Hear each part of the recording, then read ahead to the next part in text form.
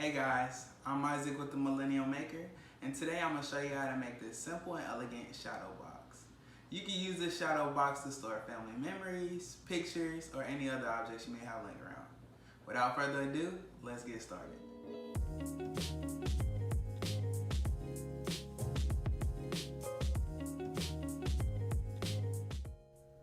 So I started out by laying the puzzle pieces of the heart, and I did this so I could see exactly how big I needed this box to be. I took 2 pieces of the scrap wood that I would be using to make the box. I positioned the heart in between those 2 scrap pieces of wood, and I left space to the left, right, the top and bottom to ensure it would give the right appeal. After getting the measurements of how big I wanted the box to be, it was time to measure and go to the miter saw to do my cuts. Because this was scrap wood, I always start out by cutting the last little bit off and then make my marks from there. I was going to use miter edges on this box, so I always start off by cutting it to a rough length and then put my miters on later.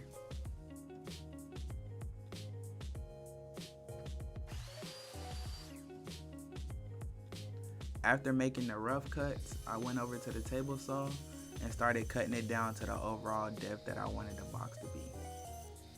Again, because it's scrap wood, I always start off by cutting the first edge down, and then I end up coming back, as I'm doing now, and cutting it to the overall length and depth that I want this box to be.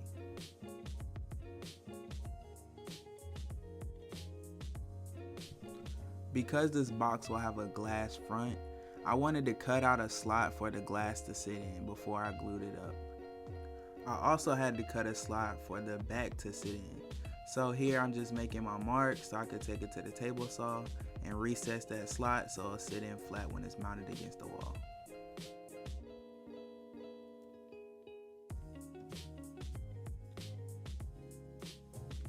A dado blade would have made this job a whole lot simpler, but because I didn't have one, I just simply had to keep moving the table saw blade until I cut that depth slot out. And I just repeated this process for all 4 of the sides of the box. After cutting the grooves, I set up the miter jig for the table saw, and I just lined it up and ran each of the pieces through to make the initial miters. If you don't have a miter jig, you could always use the miter saw, and I'll show you that in a few.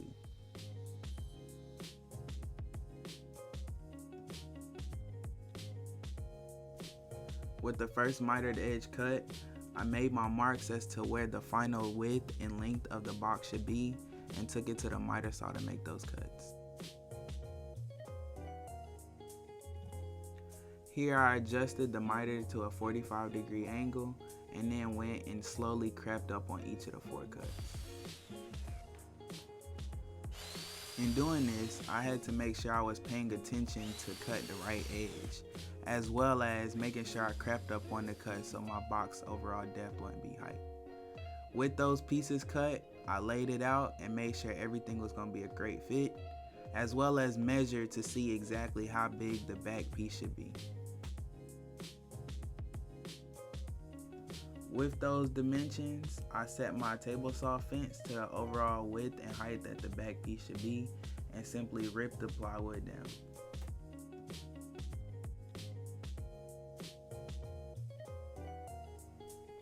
I did another test fit with the pieces as well as the back piece to make sure it was going to be a fit, and I actually had to go back again and trim it down.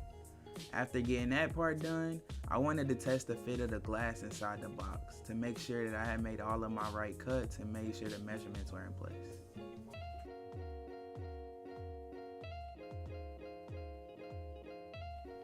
After I was content with the fit of the box, it was time to start sanding. I wanted to make sure that I got every crack, crevice, and made sure there would be no rough edges.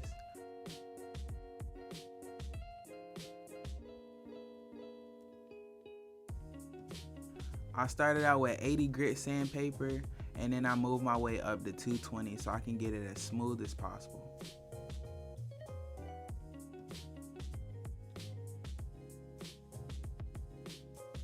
After sanding the 4 side pieces, I decided to give the back plate a light sanding as well.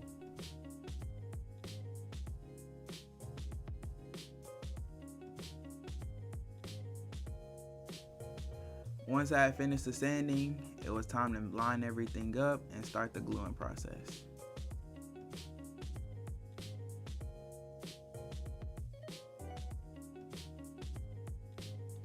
I did one final test fit before gluing the pieces up, and I also found that the best way to do this was to apply glue to all of the 4 pieces and then put the glass in there and assemble it.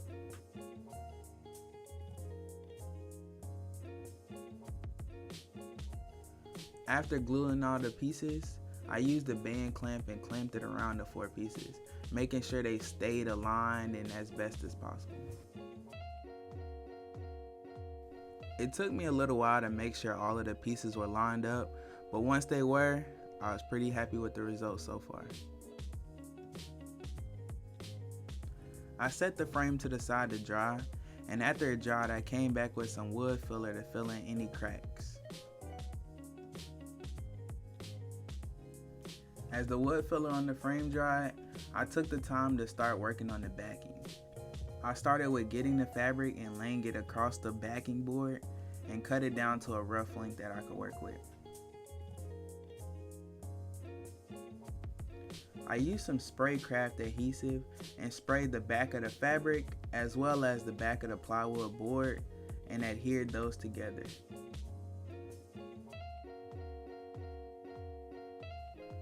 After letting the glue dry, I came back with a blade and cut off the excess from the backing.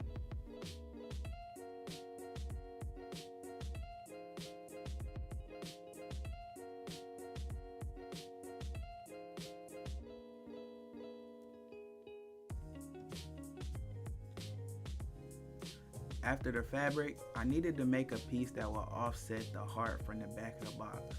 So I found another piece of scrap wood and I traced the outline of the heart.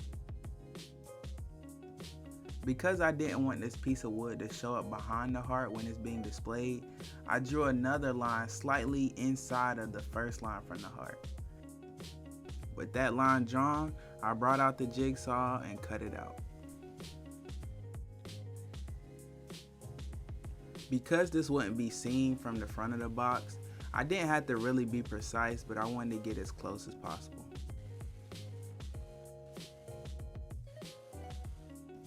With the standoff piece cut, I went to the belt sander and just gave it a quick sanding around the edges.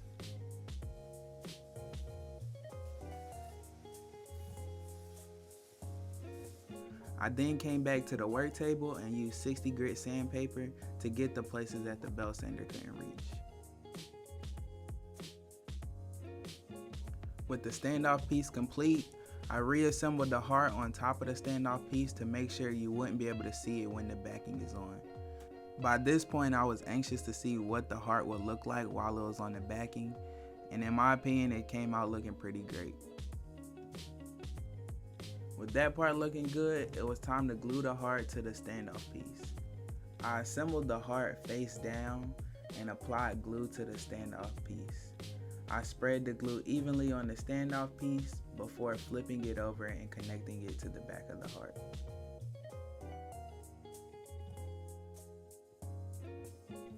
I lined the standoff piece with the back of the heart, then I clamped it until the glue dried.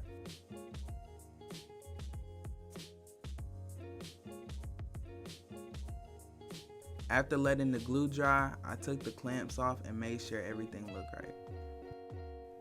I then came back to the frame after everything had dried and took the band clamp off. I also sanded those areas I put wood filler in and touched up any areas that I needed to sand again to make sure they were smooth for the final finish.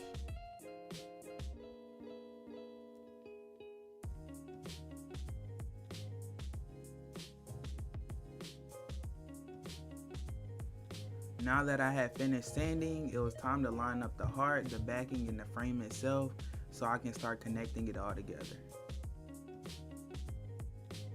After making minor adjustments to align everything, this box started really taking shape and looking good.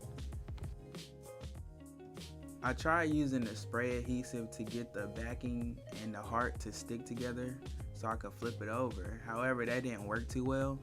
So I ended up using some pin nails and nailing those through the backing into the heart just so it would hold it and I could align it a little bit better. I put 2 pin nails in and then flipped it back over again and put the frame on to make sure everything was still aligned before coming back and putting 3 screws in.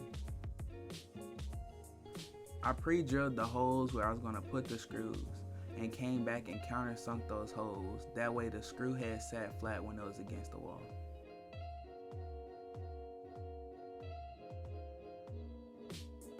Now it's time to finish the shadow box.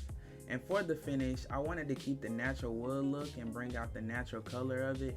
So I went with the Minwax Paste Wax.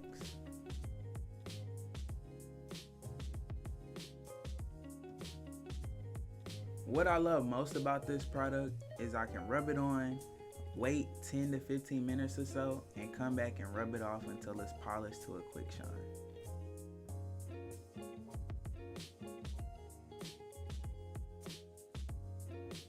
At this point, I was wiping the frame to make sure I didn't miss any areas and to make sure that the whole frame had the satin shine that I was looking for.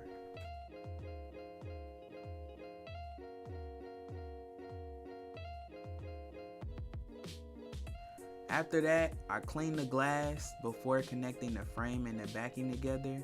And here I was really wishing that I would have put tape on the glass because it took so long to clean that paste wax off of it.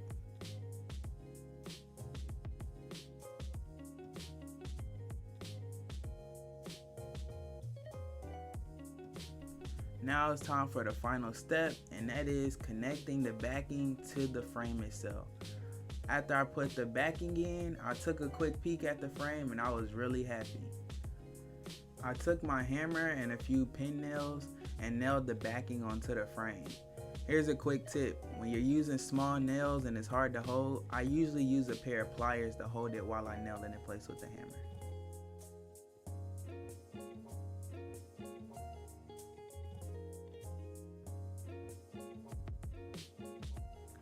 After doing a quick check, I put in the last few pin nails and this project was complete.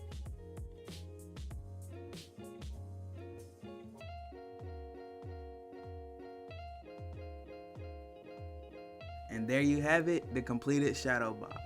I was so happy with the way this came out, and I'm pretty sure my friend will enjoy it. Thank you guys so much for watching our very first YouTube video. We ask that you follow us on social media as well as subscribe for our next upcoming projects. Thanks again.